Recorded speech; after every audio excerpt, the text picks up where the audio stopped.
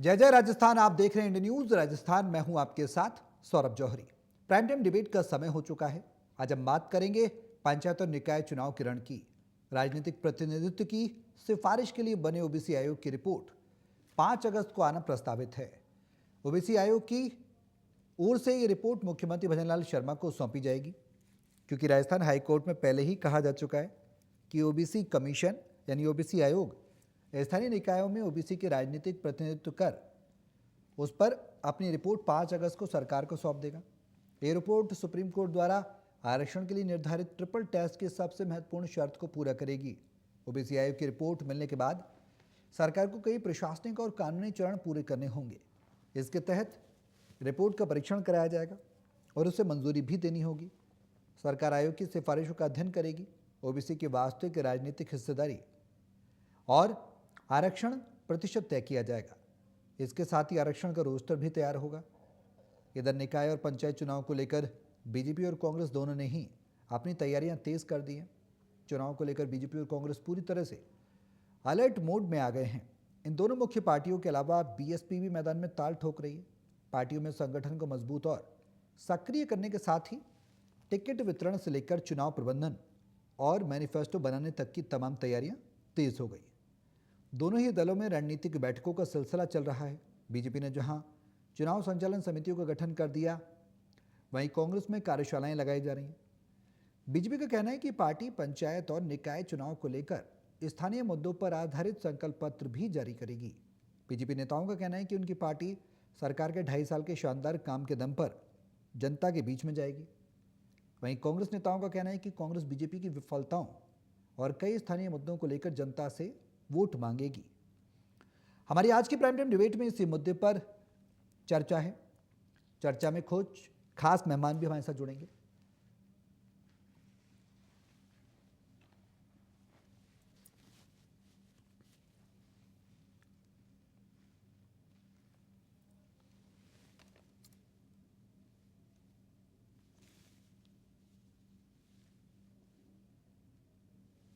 Bharatiya Janata party संगठन आधारित party है।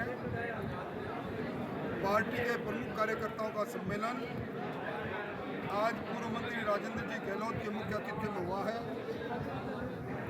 इस जिले के अंदर भजनलाल जी की सरकार ने यमुना जल समझौता जैसा तोहफा दिया है, गुरु प्रदेश जैसा स्टेटस देकर जिले को आगे बढ़ाया है।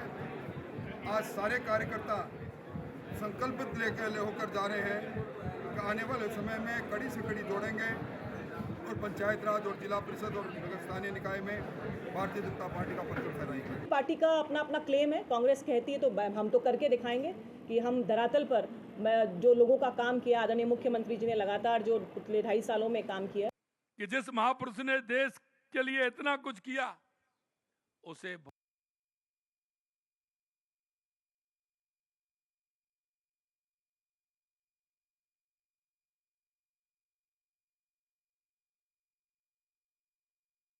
और पंचायत चुनाव को लेकर तस्वीर काफ़ी हद तक साफ हो जाएगी। ग्राफिक्स के माध्यम से भी थोड़ा सा आपको समझाते हैं। ओबीसी सर्वे पूरा हो चुका है, रिपोर्ट कल दी जाएगी। जैसा कि राजस्थान में न्यायालय के द्वारा भी कहा गया कि सरकार को आयोग अपनी रिपोर्ट सौंपेगा, सरकार को सर्वे का ब्यौरा मिलेगा और आरक्षण पर जल्द फैसला होगा। दरअसल राजस्थान में ओबीसी में जो आयोग है उसकी रिपोर्ट जो होगी वो स्थानीय निकाय पंचायतों में अधिकतम 21% तक आरक्षण दिए जाने की चर्चा और मांग रही है। राज्य में ओबीसी वर्ग की कुल जनसंख्या लगभग 3 करोड़ 80 लाख आंकी गई है।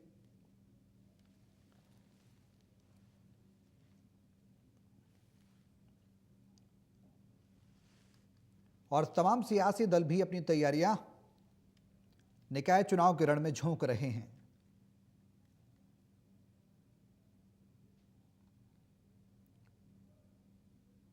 तो करेंगे आज इसी मुद्दे पर चर्चा। तमाम पैनलिस्ट हमारे साथ मौजूद रहेंगे। उनका परिचय मैं आपसे करा दूं। अटल खंडेलवाल जी हैं, नेता बीजेपी के हैं। भारती कुमावत जी हैं, नेता कांग्रेस की हैं। और ईशु भारद्वाज जी हैं, राजनीतिक विश्लेषक हैं। आप सभी का बहुत स्वागत है इस चर्चा में शामिल होने के लिए। और मेरा पहला सवाल अटल खंडेलवाल साहब आपसे ही है। जो आयोग था उसकी रिपोर्ट अब कल आ जाएगी, सौंप दी जाएगी, क्या कुछ तैयारियां हैं सरकार की और आपकी? पहली प्रतिक्रिया। आयोग है वो अपनी जो रिपोर्ट है वो सरकार को सौंप देगी अनुमान पे, और सौंपने के बाद में प्रशासनिक व कानूनी जो प्रावधान है प्लस ट्रिपल टेस्ट के आधार पर वो रिपोर्ट है उसकी समीक्षा की जाएगी सरकार के द्वारा। आरक्षण का उस रिपोर्ट के बेस पे निर्धारण किया जाएगा, लॉटरी निकाली जाएगी और अधिसूचना जारी की जाएगी चुनाव आयोग। मतलब ये एक वो रहेगा। यदि इन बिटवीन कोई मान लो कि इंफॉर्मेशन रिक्वायर्ड रहेगी तो ओबीसी आयोग से सरकार फिर से मांग लेगी।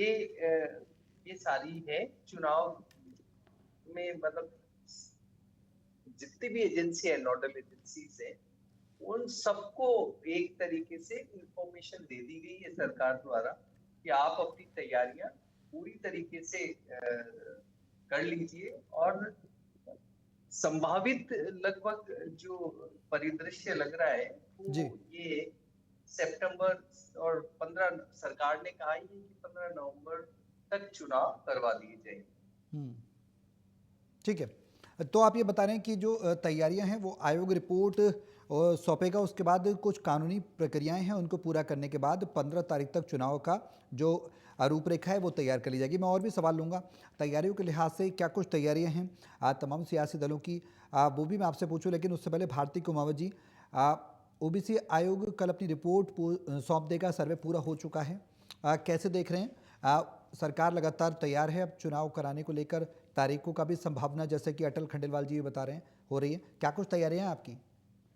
देखिए, बिल्कुल भारतीय जनता पार्टी का तो विचार था कि लोकतंत्र इंतजार करता रहे और सरकार फाइल घुमाती रहे। जब कोर्ट जैसा हमारा न्यायिक अभिकरण ये कह दे कि भाई आप चुनाव करा सकते हो तो कराओ, नहीं तो हम करा देंगे।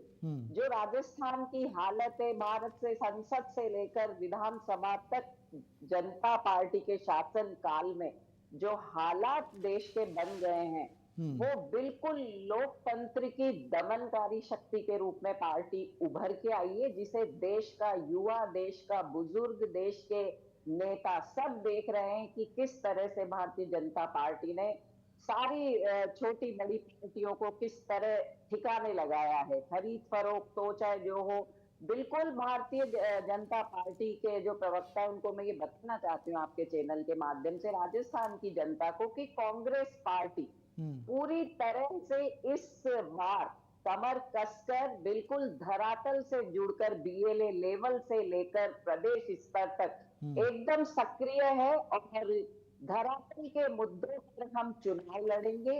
राजस्थान की जनता जिस तरह से, चाहे शिक्षा व्यवस्था हो, चाहे स्वास्थ्य की व्यवस्था हो, चाहे कृषि की व्यवस्था हो, चाहे पेपर लीक प्रकरण हो, युवा बेरोजगारी हो, राजस्थान के विकास की बात हो, राजस्थान में अभी मॉनसून अपने चरम पे रहे, गड्ढा राज की व्यवस्था हो, बिजली की व्यवस्था हो, ये इतने जबरदस्त मुद्दे हैं जिन पर भारतीय जनता पार्टी की भजन लाल जी की सरकार सिरे से विफल रही है और इसका खामियाजा इस सरकार को भुगतना पड़ेगा। और निश्चित रूप से कांग्रेस पार्टी अपना दमखम पूरा इन निकाय और पंचायत चुनाव में दिखा कर रहेगी। ठीक है जी, इस चुनाव की अब ओबीसी सर्वे पूरा हो चुका है, रिपोर्ट कल आएगी, तारीखों का भी जिस तरह से खंडेलवाल साहब जिक्र कर रहे हैं, कांग्रेस भी कह रही है तैयारियां। थोड़ा पॉलिटिकली हम समझने की कोशिश करें तो जमीनी स्तर पर, धरातल पर निकाय चुनाव कहते क्या है, राजस्थान की जो जमीन है वो क्या कहती है? निकाय चुनाव में जो आरक्षण की बात लगातार कही जा रही थी, 3 करोड़ से ज्यादा की आबादी है ओबीसी की, क्या उनके साथ अब न्याय होता नजर आ रहा है? क्योंकि आयोग रिपोर्ट सौंपेगा, जाहिर सी बात है निष्पक्ष होंगी तमाम चीजें, पूरा थोड़ा सा समझना चाहेंगे आपसे। जी नमस्कार जी। देखिए साहब, ओबीसी रिपोर्ट के बिना चुनाव नहीं हो सकता था, ये सत्यता है जी। और अगर उसके बिना होता तो ये चुनाव फिर कानूनी अड़चनों में पड़ जाता, क्योंकि पूर्ववर्ती सरकारों में इस तरह से कई बार चुनाव कराए गए हैं तो वो कानूनी अड़चनों में आ जाते हैं बाद में, और उसका खामियाजा ना देश की, राज्य की जनता को तो भुगतना ही पड़ता है, साथ में सरकार को भी भुगतना पड़ता है, क्योंकि सरकार जो भी हो वो कटघरे में होती है। जी अब यदि ओबीसी आरक्षण के बिना संवैधानिक प्रणाली लागू हो जाता और बाद में अदालत में ये निरस्त हो जाता ना, तो और बड़ा मामला हो जाता। बिल्कुल। और उसका सबसे बड़ा नुकसान ओबीसी और लोकतंत्र को ही होता, ओबीसी का जिनको फायदा मिल रहा है उनको ही होता। तो अब सरकार इस प्रक्रिया में पूरी तरह से तैयार है और सरकार इसका चुनाव करा रही है, और कोर्ट के माध्यम से, चुनाव के माध्यम से जो फॉर्मेलिटीज है उनको सरकार पूरी कर रही है। जो भी लॉटरी निकलने की प्रक्रिया है, जो भी काम इनको करना है, वो चीजें हो रही है। और ये सब कुछ हाई कोर्ट की निगरानी में पूरी प्रक्रिया को आगे सरकार बढ़ा रही है, इसलिए पारदर्शिता बनी हुई है। और देखिए, ये केवल चुनावी मुद्दा नहीं है, बल्कि सामाजिक और बनाम संविधान वाला मुद्दा हो गया था, जो अभी ये बिल्कुल। मामले हुए थे बीच में। सरकार कानूनी मजबूती पर पूरी तरह जोर दे रही है। और देखो, चुनाव जो है एक, मैं कहता हूँ कि एक प्रक्रिया है जो पारदर्शी होनी चाहिए, और कानूनी इस पे पूरा जोर दिया जा रहा है। विपक्ष जो है वो समय सीमा को सरकार की प्राथमिकता बार बार बताता रहा है। ठीक है, उनका मुद्दा है, वो बताता रहेगा। जी। लेकिन अब जो स्थिति हो रही है, जो आयोग की रिपोर्ट आ रही है ना, उसके बाद राजनीतिक बहस जो है ना, वो आरक्षण के प्रतिनिधित्व से हटके अब चुनावी कार्यक्रम पे पूरी तरह बिल्कुल। जा रही है, जो हम देख रहे हैं राजस्थान के अंदर। तो चुनाव पूरी प्रक्रिया से होंगे, सही तरीके से होंगे, पारदर्शी होंगे। और जो एक ये मुद्दा दिया गया था ना राजस्थान में, क्या देश में कांग्रेस के द्वारा, जी। जिसकी जितनी आबादी उतना हक, देखिए सरकार ने उस चीज को मान लिया, उसका सर्वे चल रहा है। लेकिन इस तरह से अगर चीजें होने लगी तो आने वाले समय में कोई ये भी कहेगा जिसकी जितनी आबादी उसको देश का हिस्सा उतना ही दे दो, तो फिर कैसे पार पड़ेगी साहब? जी, बड़ी जी। मतलब विचित्र स्थिति है। बिल्कुल। जी जी। जी हाँ, बिल्कुल सही बात है। लेकिन अब मौजूदा स्थिति में आपने बिल्कुल सही बात कही है, कोर्ट की है। तैयारियों के लिहाज से अटल जी क्या तैयारियां हैं? कांग्रेस तो आपको चौतरफा घेरने की तैयारी कर रही है, भारती जी को आपने सुना होगा, विफलताएं भी वो आपकी बता रहे हैं, उपलब्धियां गिनवाने को हैं कुछ उस सरकार की? देखिए, पहले तो ऐसा है, मैं एक बात ले लेता हूँ कि भी ऐसा थोड़ी है कि कांग्रेस को समय नहीं मिला। खूब समय मिला राजस्थान स्टेट का विकास करने के लिए। जी। भारती जी गिना रही है स्वास्थ्य को लेकर के, जल को लेकर, बिजली को लेकर, सड़क को लेकर, महिलाओं को लेके, युवाओं को लेके, किसान को लेके, गरीब को लेकर के।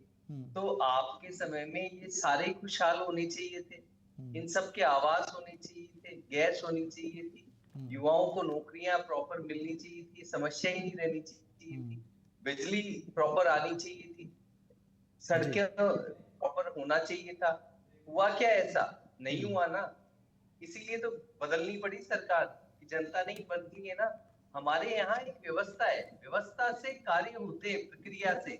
ऑथोरिटेरियन मतलब वो नहीं है कि भी कल आप जाकर के और सुप्रीम कोर्ट के जज बन जाओ, ये प्रक्रिया नहीं है। एक प्रक्रिया के अधीन ही व्यक्ति नियुक्त होगा, जाएगा, अधिसूचना होगी, कॉलेजियम नाम भेजेगा, मतलब एक पूरी प्रक्रिया होगी, फिर जाकर के वो व्यक्ति बनता है। जी। ऑथोरिटेरियन जिस व्यवस्था की ये बात कर रहे हैं, वो व्यवस्थाएं इनके समय पर देखी है इन्होंने, ये जानते भी हैं कि ऐसा हुआ है। अब ये आरोप तो देखिए, आरोप का तो क्या है, 2+2 कितना होता है? 4। और कोई 5, 6, 7, 8 कुछ भी अनंत आंसर देने लगे तो मैं कब तक तर्क करूंगा भारती जी का? तो ये बात है। अब रहते हैं, देखिए हमारे जो कार्य जल को लेकर के जो कार्य था, देखिए ईआरसीपी और यमुना जल समझौता, हमने चुनाव तक का वेट नहीं किया और जैसे ही व्यवस्था बैठी हमने उसको अंजाम दिया। आज 26,000 करोड़ के टेंडर ईआरसीपी के निकल चुके हैं, ऑलरेडी डैम अपना कार्य भी करने लगे हैं। देखिए बात ऐसी है, काम करने वाला होना चाहिए। युवाओं को आज की तारीख में देखिए 2.25 लाख नौकरियां हासिल हो चुकी हैं। जी। ये एक बड़ा, वो हमने 4 लाख का वादा किया था सरकारी जॉब में, हमने वो किया। और प्राइवेट जॉब के अंदर भी 2 लाख के करीब नौकरियों का सृजन करने की कोशिश की सरकार ने। हमने पहले साल राइजिंग राजस्थान किया, दूसरे साल प्रवासी राजस्थान किया कि इंडस्ट्रियां आए, इस प्रदेश में इंडस्ट्री आए, इंडस्ट्रियां लगे और लगने के बाद वो चालू हो। नीतियां हमने करीब करीब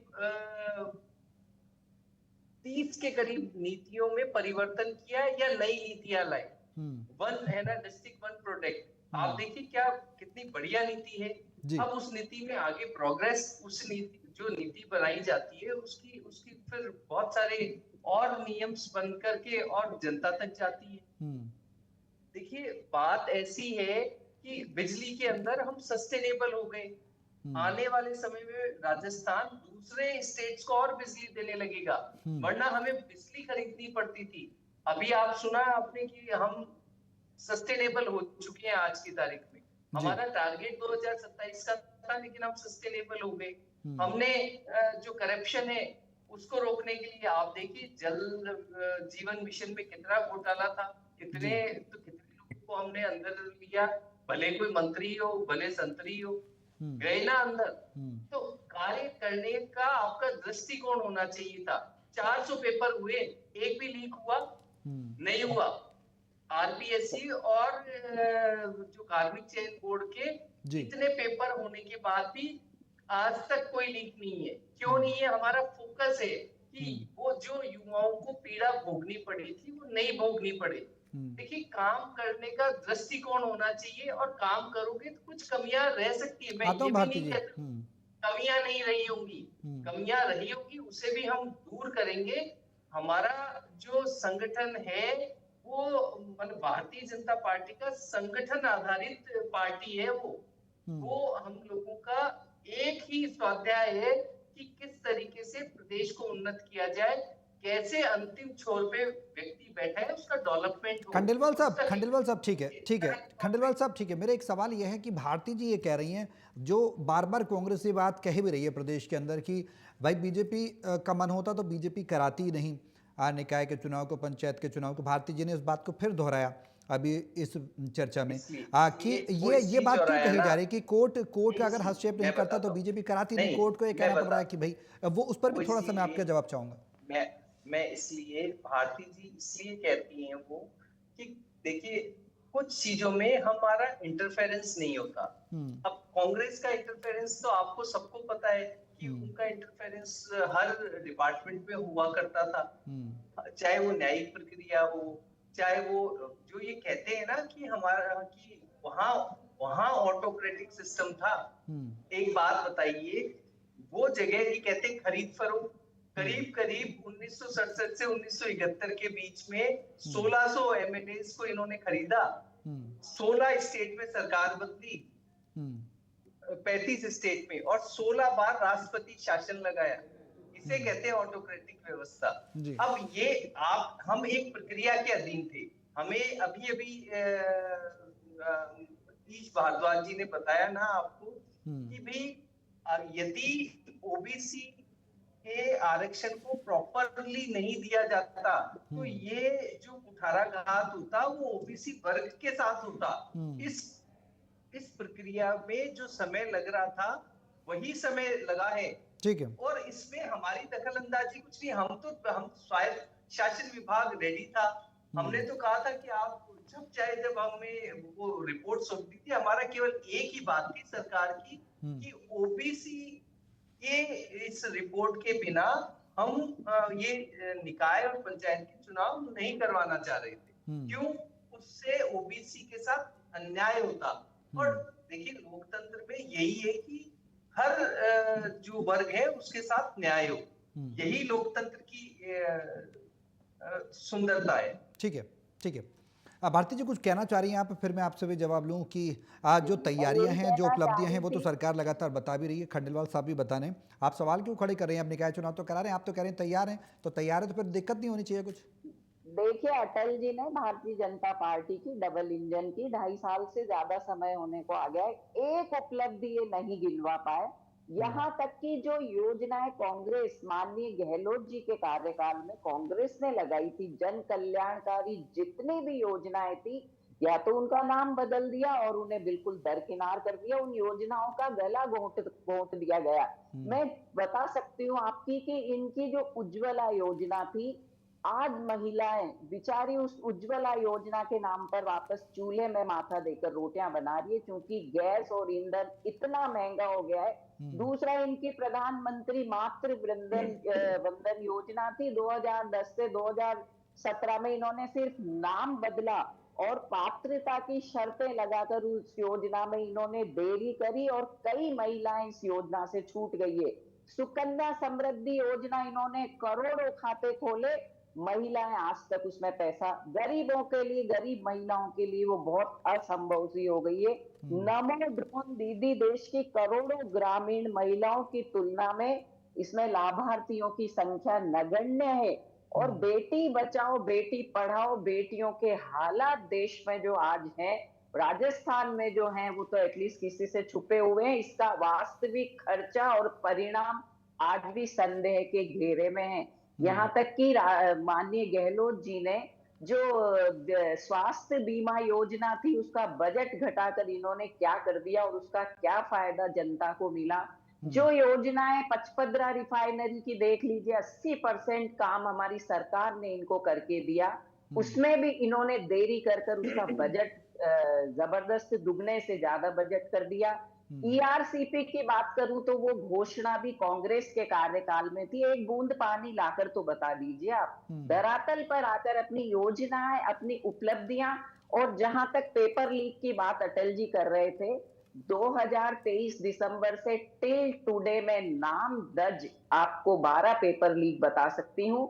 वसुंधरा जी की सरकार में 2013 से 18 के बीच में जो पेपर लीक हुए 1 दर्जन, हमारी मैं सरकार आपको में बता बताइए। सकती हूँ। हाँ, बताइए। जैसलमेर में अभी एलडीसी का पेपर लीक हुआ है और 8 दिन में आपने आरोपियों को जमानत दे दी। आप किस सजा की बात कर रहे हैं? गहलोत साहब ने तह तक जाकर इसका समाधान पेपर लीक ढूंढा हुआ था या नकली और पकड़ी? तो और उन्होंने संपत्ति जब्त का प्रावधान रखा, 10 करोड़ रुपए का जुर्माना रखा, आजीवन कारावास की सजा, यहाँ तक कि लोक सेवा आयोग के सदस्य तक को जेल भेजा। पेपर माफिया की अवैध समाप्ति पर, उनकी अवैध संपत्ति पर बुलडोजर चलाया गया। आप किसकी बात कर रहे हैं? अपनी उपलब्धियां गिनवाते तो। और बता दूं, गड्ढा राज अभी सड़कों में, मतलब जिस तरह से ट्रैफिक रेंग रहा है, इतनी दुर्घटनाएं, मतलब आती जाती सुनसान सड़कों पर, बहती सड़कों पर जो लेकिन भारती जी गड्ढा ठीक है, राज, भारती जी ठीक है, भारती जी आप जो आरोप 4 लगा रही हैं महीने ठीक है, अभी जनता को उन्हें भुगतना ठीक है उन भारती जी सड़कों ठीक को। है, मैं आता हूँ, आयुष जी आता हूँ। भारती जी आप जो आरोप लगा रही हैं निकाय चुनाव में, पंचायत चुनाव में, ये आप मुद्दे लेकर जनता के बीच में जाएंगे, आप ये कह रही हैं ना?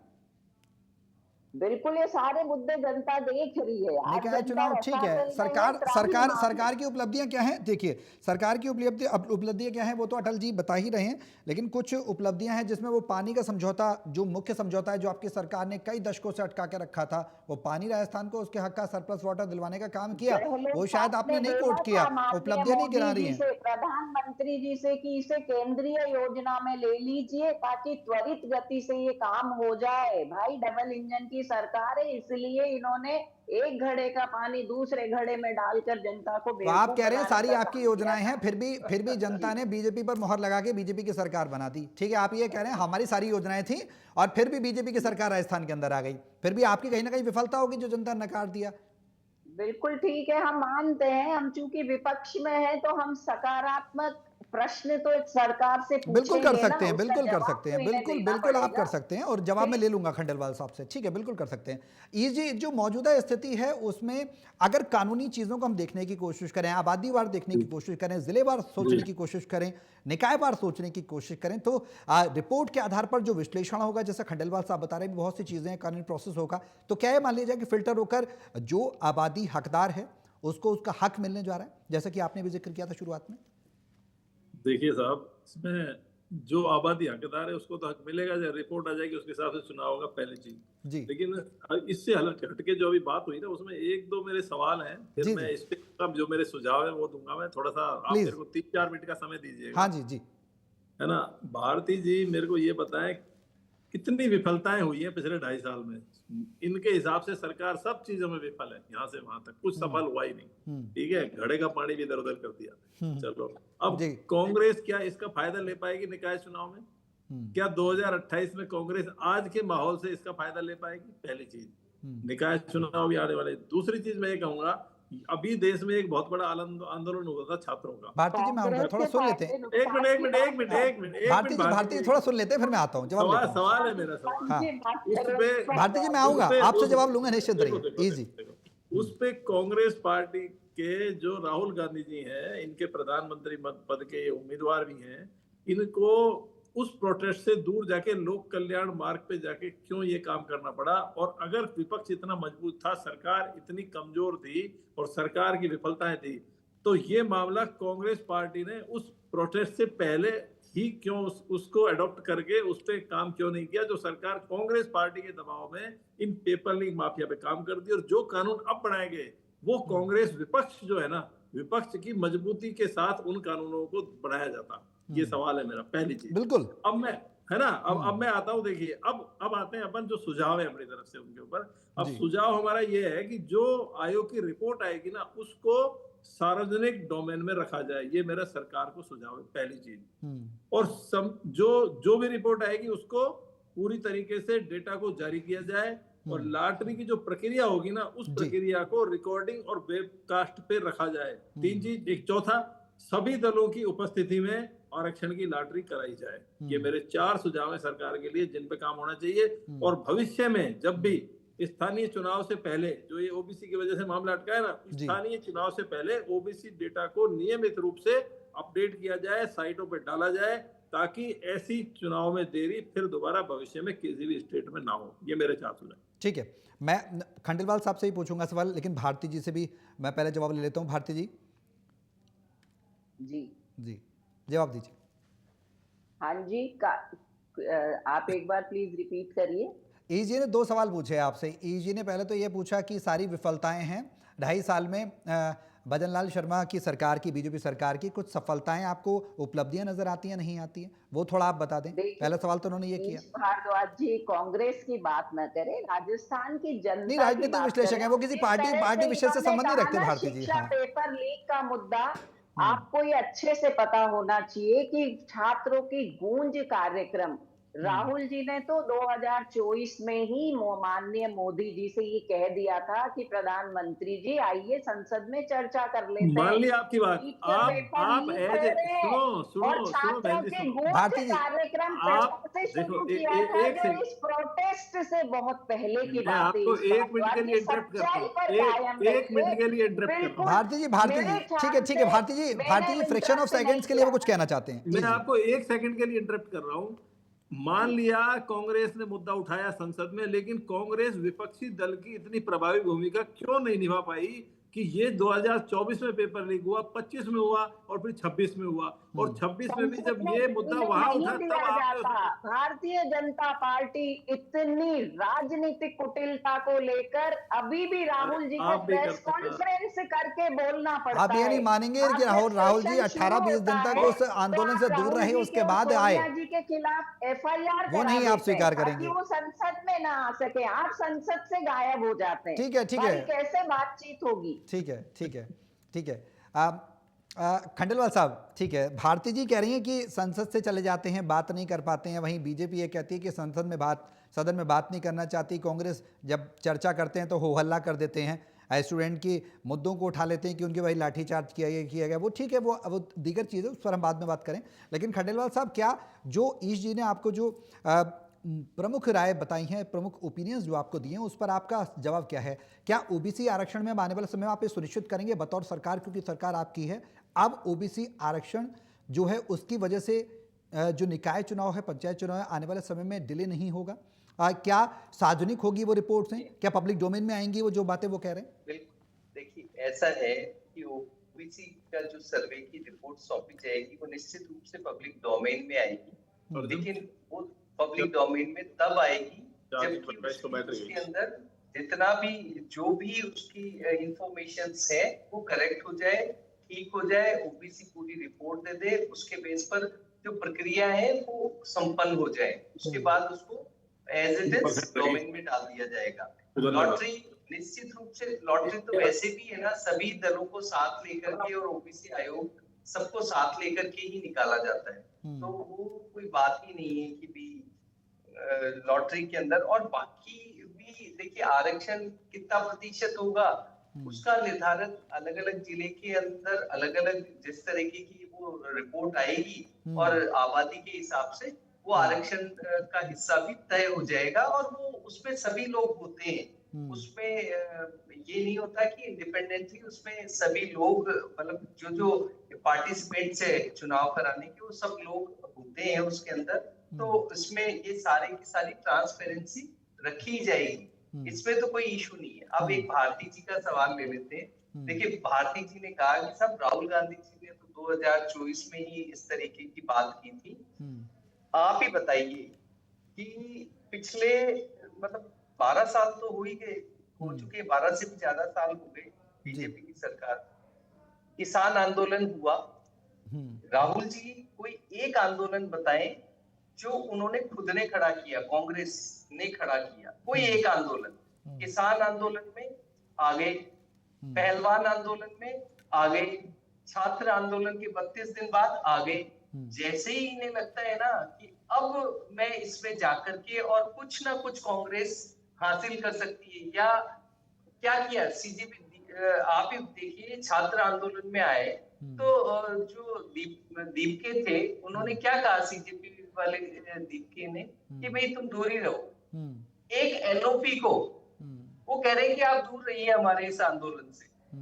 आप बेसिकली आपको ये पता होना चाहिए जनता किस चीज में आपके साथ है, क्या वहां पर क्या असंतुलन बन रहा है। आप केवल सत्ता की चाह में प्राइम फैक्टर, आप जो प्राइमरीली सत्ता के इर्द गिर्द चलेंगे, जनता के सुख दुख के हिसाब से आप कार्य नहीं कर रहे होंगे, तो अब वो जनता है नहीं जो कि आपके भ्रम जाल में आ जाए। हालांकि आपकी चेष्टा बहुत सारी है, लेकिन अब आ रही है। आप ही देखिए, जैसे ही भारत का एजुकेशन लेवल बढ़ा, कांग्रेस हर स्टेट से बाहर है, बहुत, आप देखिए कितने सारे स्टेट से बाहर हुई। अब ये कहेंगे, अच्छा आप बताइए, ये बहुत सारी जगह पर ईवीएम का नाम लगाते हैं।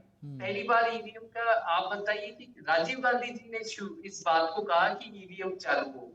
2005 से और 2014 के बीच में ईवीएम से दोनों इलेक्शन हुए, तो उस वक्त मनमोहन सिंह जी दोनों बार जीत कर आए और एक्सेप्टेड थी ईवीएम। 2014 के बाद इन्होंने ईवीएम का रोना शुरू किया, जो आज तक चला आ रहा है। ठीक है, ऐसा ही यार पहले भी हो चुकी है, लेकिन पहले है ना वो एक तरीके का सही संतुलन था, और अब जो ऐसा यार, ठीक है खंडेलवाल साहब, ठीक है, आपका जवाब आ गया। मैं आपसे एक सवाल और पूछना चाहता हूं। आपकी जो तैयारियां हैं, चुनाव संचालन समितियों का आपने गठन कर दिया है, स्थानीय मुद्दों को आधारित एक मैनिफेस्टो आप लेके आने वाले हैं, क्या कुछ मैनिफेस्टो में होगा? संकल्प पत्र जारी करने की बात आपकी तरफ से कही जा रही है, आपकी पार्टी की तरफ से कही जा रही है, स्थानीय मुद्दे क्या कुछ नजर आते हैं आपको मौजूदा स्तर में? देखिए, ऐसे समझिए कि चुनाव संचालन समितियों का और दूसरा संभागीय प्रभारी और सह प्रभारी हम लोगों ने बना दिए। अब जिलेवार भी बना देंगे और मंडलवार भी और बूथ वाइज भी।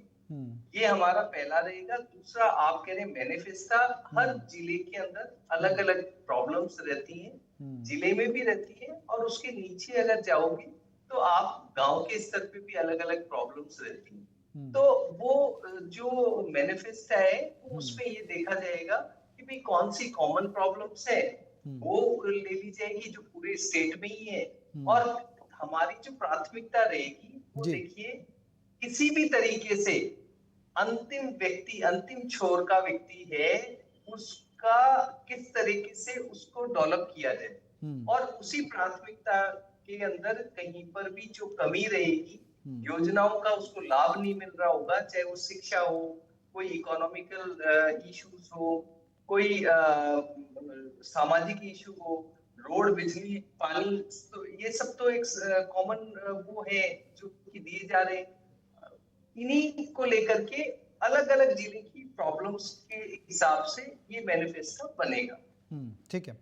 जो उपलब्धियां हैं, भारती जी कह रही हैं आपके पास उपलब्धियां नहीं है, तो उपलब्धियों में सरकार ने तो तमाम काम किए हैं, तमाम योजनाएं लागू की अच्छा, हैं। एक बात बताइए, वो कह रही है गिनाने कुछ नहीं है। नहीं, ये गिनाने विनाने में तो है ना टाइम लग जाएगा बहुत सारा। आप हमारी ये एक बुकलेट है, बढ़ता राजस्थान, हमारा राजस्थान जी, वो 2 साल की जब हमारी सरकार को खत्म हुए थे, तो हमने इनको चैलेंज भी किया था, 2 साल वर्सेस 5 ईयर। हमने विधानसभा में भी बोला कि आइए और बैठ करके ये हमारा पूरा डेटा, हमने बकायदा एक बुकलेट दी इनको पहले दे दी कि इस पे चर्चा करें। एक भी नहीं आया कि हमने 2 साल में आपके 5 साल के जो काम थे उससे भी ज्यादा कई सेक्टर्स में उससे ज्यादा करके दे चुके हैं हम अभी तक। एक एक रोड, पाइप, युवा, मतलब आप, अच्छा आप तो युवाओं को ले लीजिए, छोड़िए, नौकरियां कितनी दी थी? 5 साल में नौकरियां 1,16,000 दी थी कांग्रेस के टाइम में, और अभी में 2.5 साल में हम कितनी दे चुके हैं? इसका ही डिफरेंस देख लीजिए। मैं एक कड़ी पकड़ के चल रहा हूँ, रोड है ना, link road, state road, highways, electricity, जल, पानी की जो परियोजनाएं, आने वाले समय में राजस्थान तेजी से, देखिए सबकी नजर भी है, उद्योगपतियों की भी अब नजर हो गई है, और अलग स्टेट के प्रवासियों की भी, राजस्थान में इंडस्ट्रियल, ठीक है खंडेलवाल साहब, मैं आता हूँ। ठीक है होगी। ठीक है भारती जी, कांग्रेस में इन दिनों कलह भी चल रही है। क्या आप मानती हैं कांग्रेस के इंटरनल कॉन्फ्लिक्ट से निकलकर सामने आ रहे हैं? क्योंकि सचिन पायलट, गहलोत साहब को हमने देखा अलग तरीके से, एक तरीके से अलग अलग गुटबाजी की तस्वीरें गाहे बगाए हमने देखी हैं प्रदेश के अंदर भी, और न सिर्फ प्रदेश स्तर पर, शीर्ष स्तर पर भी हम देख रहे हैं कई राज्यों में इस तरह की तस्वीरें आ रही हैं। क्या वाकई में कांग्रेस इंटरनल कॉन्फ्लिक्ट से जूझ रही है, आप मानती हैं? ऐसा कभी भी नहीं है। माननीय पूर्व मुख्यमंत्री जी गहलोत साहब 50 बार अपने बयान कर सोशल मीडिया वालों को दे चुके हैं कि हमारे बीच में कभी भी कोई कॉन्फ्लिक्ट नहीं है, और कई बार वो अपना मंच एक साथ साझा करते हैं। उनके कई बार वीडियोज आते हैं जिसमें बड़े प्रेम और सौहार्द से वो मिल बैठकर बातचीत करते हैं। लेकिन चूंकि भारतीय जनता पार्टी के अंदर जो सिर्फ फुटअव्वल की राजनीति है, अब इनको कोई तो मुद्दा चाहिए, क्योंकि अपनी उपलब्धियां गिनाने के लिए इनके पास कुछ नहीं है। तो आप बैठकर विपक्ष को तो कोसेंगे ना, आप उनको तो लड़वाने का काम करेंगे ना। लेकिन भारती जी बीजेपी तो ये कहती है, ठीक है भारती जी, बीजेपी तो ये कहती है कि हम तो एकजुट हैं, कांग्रेस तो ना पंजाब में एकजुट है, ना हरियाणा के अंदर एकजुट है, ना राजस्थान के अंदर एकजुट है। वो तो ये कहते हैं कि हम तो एकजुट हैं, हम जीतेंगे। ऐसे में क्या आपको लगता है कि जो जीत का दावा वो कर रहे हैं वाकई में एकजुटता की तरफ जीत जा रही है, और आप कहीं ना कहीं दूर होते नजर आ रहे हैं? ऐसे कैसे जीतेंगे? हो, चाहे प्रदेश अध्यक्ष जी हो, चाहे पूर्व मुख्यमंत्री जी हो, चाहे सचिन पायलट जी से लेकर, और मैं तो कहूंगी राष्ट्रीय नेता एलओपी श्री राहुल गांधी जी तक, जिस तरह से एक दमदार विपक्ष की भूमिका निभा रहे हैं ना, सरकार को देश के मुद्दों के आगे घुटने टेकने पड़े हैं। माननीय मोदी जी को भी, जो किसी से छुपा हुआ नहीं है। और 2.5 साल तक भजन लाल जी ने क्या किया है? अपनी सीट बचाने के लिए दिल्ली के चक्कर लगाए, उपलब्धियों के नाम पर शून्य, विपक्ष को कोसने के नाम पर आप बिल्कुल परले दर्जे की राजनीतिक कुटिलता रखेंगे। ये जनता के सामने छुपी हुई चीजें नहीं है। ठीक है भारती जी, ठीक है आप कह रहे हैं फुटबॉल नहीं है, लेकिन तस्वीरें कुछ और प्रादेशिक स्तर पर हर प्रदेश में हम देख रहे हैं वो तस्वीरें। ये जी क्या कहेंगे, ये जो सिर्फ फुटबॉल की जो नौबत है, कितने पावर सेंटर हैं कांग्रेस के अंदर? हालांकि भारती जी कह रही हैं ऐसा कुछ भी नहीं है, लेकिन कैसे? अभी लेटेस्ट एग्जांपल, अभी कल जो इनके 300-400 लोग बीजेपी में आए थे मालवीय साहब के साथ, पहले वो गहलोत जी के घर पे गए, उसके बाद वो डोटासरा जी के पास आए, तो वो नजारा सबने देखा था। वो देखो, एक दोनों पार्टियों का आपसी मैटर है, कांग्रेस का भी इंटरनल मैटर है। इसमें मालवीय साहब से उन्होंने माइक ले लिया और ये कहा कि दोबारा उनका नाम मत लेना, हमारे यहाँ व्यक्तिवाद की पूजा नहीं होती है ना, हम संगठन के आदमी हैं, ऐसा है। वो सबने नजारा देखा, जबकि 400 कार्यकर्ता जो है वो कांग्रेस ज्वाइन करने आए थे। बहुत अच्छी बात थी पार्टी के लिए, तो उनका स्वागत सम्मान करने की जगह उल्टा एक अलग माहौल पैदा कर दिया गया। तो हमें अच्छे से दिखाई दे रहा है कि राष्ट्रीय किसी भी पार्टी का उसमें पार्टी छोड़ कर जा रहे हैं, कांग्रेस में आ रहे हैं, और ये जबरदस्ती चाहे भले ही दबाव ईडी सीबीआई का डालकर अपनी तरफ ले गए। भारतीय सुन तो ले, भारतीय थोड़ा सुन ले जी को, ठीक है।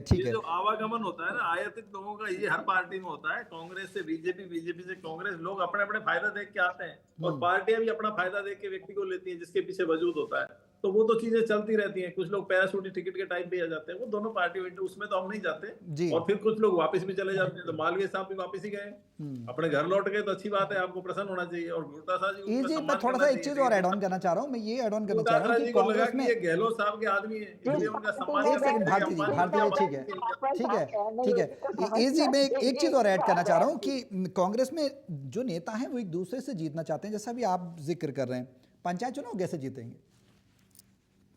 देखिए अब इनको, अब कांग्रेस, जैसा कि बहन जी बता रही है, अब इनके हिसाब से कांग्रेस बहुत मजबूत है। बीजेपी सरकार ने कुछ किया नहीं है 2.5 साल में, तो अब इनके पास इतने मुद्दे, अब तो मतलब मैं कहता हूँ कि एकदम से जो कहते हैं ना, रेड कारपेट बिछा हुआ है, जिसपे बस चलने की जरूरत है। तो चलने के बाद देखिए आप, चुनाव के रिजल्ट अच्छे आएंगे जिस हिसाब से चीजें नजर आ रही है प्रवक्ता के माध्यम से। जी ठीक है तो खंडेलवाल साहब, बाकी- ठीक है ठीक है खंडेलवाल साहब, आप तो कहते हैं हम एकजुट हैं, हम जीत रहे हैं। मान लिया जाए आप पंचायत निकाय चुनाव जीत रहे हैं?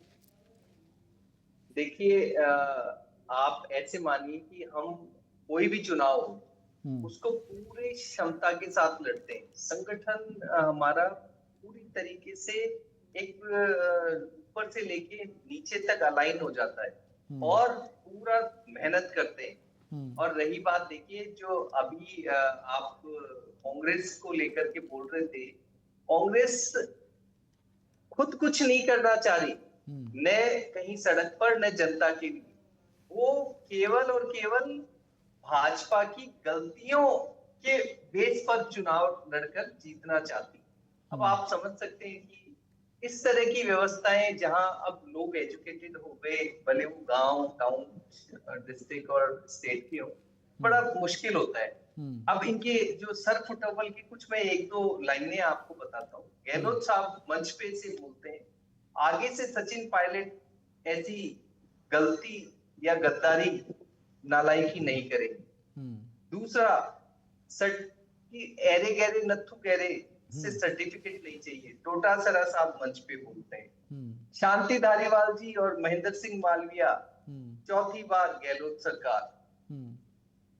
अब आप ही बताइए, जब टीकाराम जूली साहब को बोलने नहीं दिया जाता, या वो बहुत संजीदे आदमी है, उनको किसी तरीके से डोटासरा जी और ये लोग उलझाए रखना चाहते हैं अलग अलग तरीके से, और उनका समय और उनको जो एक होता है ना कि भी इनके जो ढंग के व्यक्ति हैं, उन लोगों को ये लोग एडजस्ट नहीं करने देते।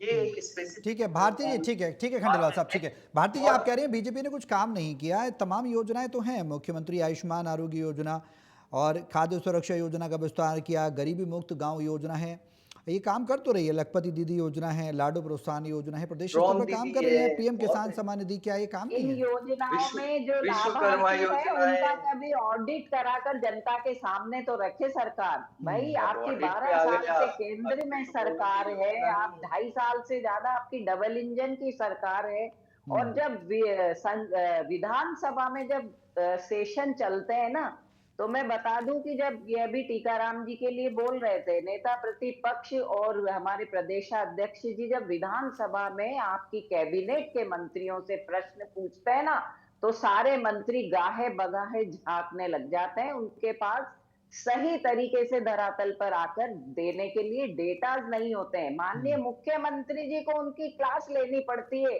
कि भाई होमवर्क करके आया करो, ताकि विपक्ष के 2 नेताओं का आप डटकर सामना आप तो कह रहे हैं आपको अपनी इंटरनल पार्टी में नहीं पता क्या चल रहा है, लेकिन दूसरी पार्टी का पता है कि उन्होंने क्या कहा है, होमवर्क लेके आया करें।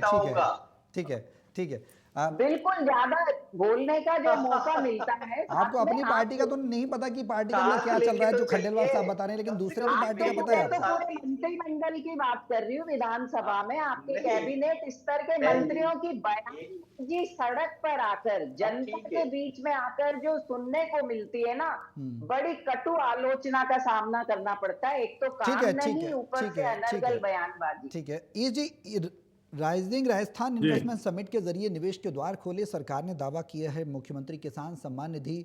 हालांकि भारती जी तो स्वीकार नहीं कर रही कुछ किया है, तो डेटा की बात कर रही हैं, आंकड़ों में उलझते रहेंगे। वो सरकार ने जारी किए होंगे। 2 साल बेमिसाल किताब भी बता रहे हैं खंडेलवाल साहब हमारे पास है। अब आपने राजस्थान राइजिंग की जो बात की ना, उसका मैं डेटा बता देता हूँ। कांग्रेस के टाइम में 12 लाख करोड़ रुपए के ओएमए हुए थे, जिसमें से मात्र ये मतलब ये समझो कि आप करीबन 2.5 लाख करोड़ के इनको कर पाए थे। और धरातल पे कितना मैं बताता हूँ 30 लाख करोड़ के हुए, है ना, 30 लाख करोड़ के हुए, जिसमें से भजन लाल जी की सरकार 12 लाख करोड़ रुपए, जिनका जितना इनका डेटा था ना, उतने धरातल पे उतार चुकी है। अब बताइए आप कैसे कंपैरिजन करेंगे साहब?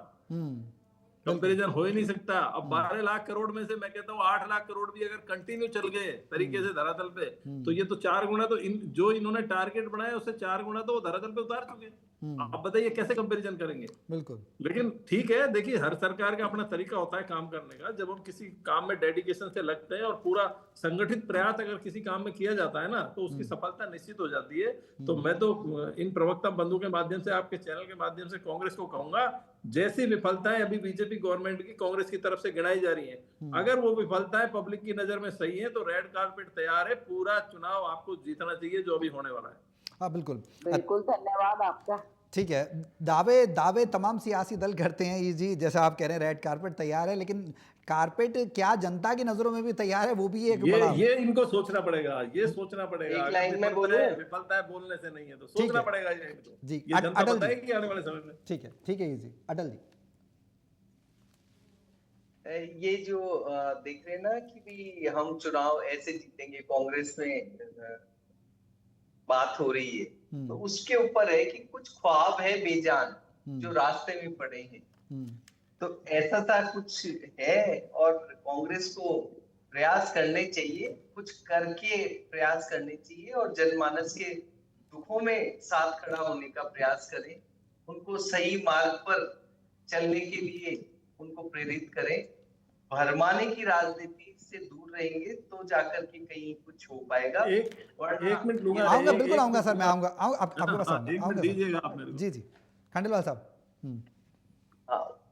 देखिए, भारतीय जनता पार्टी का संगठन आधारित प्रयास रहते हैं और हम पूरी क्षमता के साथ इस चुनाव मैदान में आ गए हैं और जितने भी योजनाएं हैं, लाभार्थी हैं, लोगों तक ठीक है पहुंचेंगे और कोई समस्या होगी उस समस्या का सॉल्यूशन ठीक है किस तरीके से निकाला जाए उसकी भी उचित व्यवस्था करें। ठीक है। भारती जी, जो आप कह रही हैं कुछ किया नहीं है, तो मैं कुछ उपलब्धियां बता देता हूं जो खंडेलवाल साहब भी बता रहे थे, थोड़ा मैं ऐड ऑन कर देता हूं। जो नीतिगत तौर पर डेटा भी हमारे पास आता है, उस डेटा के माध्यम से हम जनता तक पहुंचाते हैं। एक माध्यम है, चाहे आपकी सरकार काम करती है तो भी हमने पहुंचाया, और जो मौजूदा सरकार है वो काम कर रही है तो वो भी हम पहुंचा रहे हैं। पेपर लीक माफियाओं पर कार्रवाई की है, ERCP परियोजना का समाधान किया, निवेश को प्रोत्साहन दिया, किसानों के लिए योजनाएं तमाम चला रहे हैं, नई नीतियों की मंजूरी है, हरियाणा राजस्थान अभियान चलाया, महिला सुरक्षा के लिए अभियान चलाया, रोजगार सृजन, कृषि क्षेत्र, सब्सिडी वाला सिलेंडर दे रहे हैं, आयुष्मान आरोग्य योजना दे रहे हैं, गोपाल क्रेडिट कार्ड, राजस्थान जन विश्वास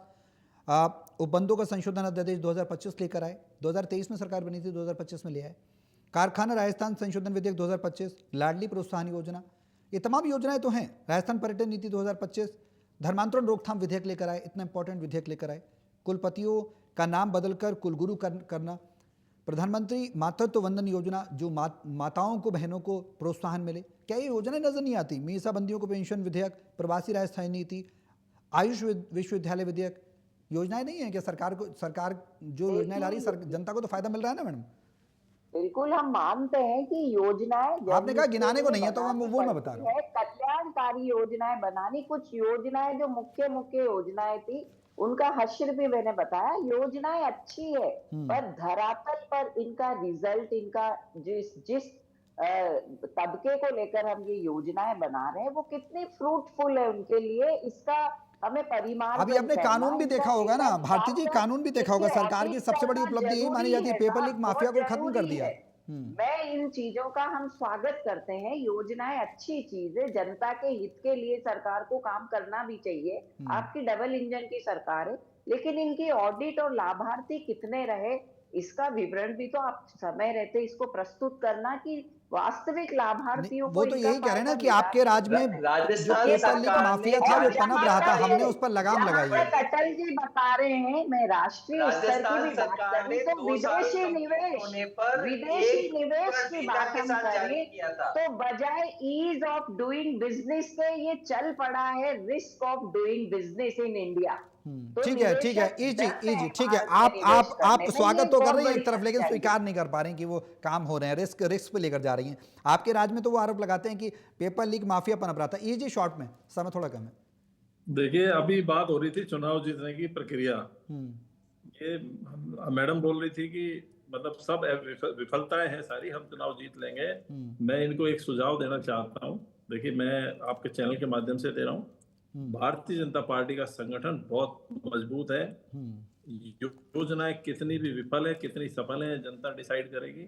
लेकिन अगर आने वाले टाइम में आपको मुकाबला करना है पूरे देश में यहाँ पे, तो संगठन मजबूत करना पड़ेगा और आपको लेके अध्यक्ष से और पन्ना प्रमुख तक जाना पड़ेगा, जबकि कांग्रेस अभी मंडल अध्यक्ष तक ही रखी हुई है और चुनाव नजदीक आ गए। ठीक है, चलिए बहुत शुक्रिया आप सभी का हमारे साथ इस चर्चा में शामिल होने के लिए। ओबीसी सर्वे पूरा हो चुका है, रिपोर्ट कल आएगी और कल रिपोर्ट के बाद सरकार को और कानूनी पेचीदगियों से पार करना होगा इस रिपोर्ट को, और जो वास्तविक हकदार हैं उनको देना होगा। इस बीच लेकिन दावे और वादे तमाम किए जा रहे हैं। कांग्रेस कह रही है कि हम जीत रहे हैं, बीजेपी कह रही है हम जीतते नजर आएंगे निकाय चुनाव। जाहिर सी बात है, छोटी टोली का जो चुनाव होता है वो जो सत्ताधारी दल होता है उसकी तरफ जाता है, क्योंकि अमूमन ये माना जाता है कि जनता के जो काम करवाने वो सरकार से फंड मिलने में आसानी होती है। लेकिन कांग्रेस तमाम आरोपों को लेकर सरकार को घेर रही है। सियासी दलों की क्या कुछ तैयारियां होंगी ये तो आने वाला वक्त बताएगा। लेकिन फिलहाल राजस्थान में सियासी पारा निकाय चुनाव को लेकर लगातार हाई है। जहां एक तरफ समितियां बनाई जा रही हैं तो वहीं एक तरफ कार्यशालाएं शुरू की जा रही हैं। देखना होगा जनता किस पर भरोसा करती है, किसके कामों पर मोहर लगाती है। मेरे साथ प्राइम टाइम डिबेट में अभी के लिए बस इतना ही।